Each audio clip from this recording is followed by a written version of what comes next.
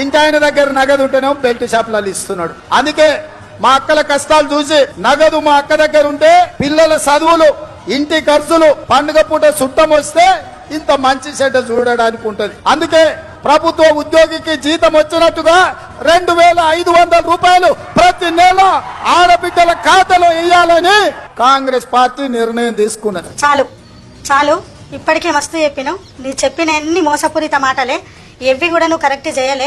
18 సంవత్సరాలు నిండిన ఒక అమ్మాయి అయితే చాలు మహాలక్ష్మి పథకం కింద 2000 పెన్షన్ ఇస్తా అన్నావు. ఏవి ఇప్పటికి కూడా 1 రూపాయి కూడా రాలి. ఆదుకుంటా అంటివి, ఇంట్లో ఖర్చులకైతే అంటివి, కుటుంబం వెళ్తారు అంటివి, ఇంట్లో వంట సరుకులకైతే అంటివి. సరుకులేవి, డబ్బులేవి ఎక్కడ పెట్టిన? అన్ని మంది మాటలు విని నిన్ను నమ్ముకొని మీకు ఓట్లేసినాం చూడు, మా కాలు చెప్పు తీసుకొని కొట్టుకోవాలి. ఇట్లా పార్లమెంటు ఎన్నికల్లో బీఆర్ఎస్ అభ్యర్థులను గెలిపిద్దాం.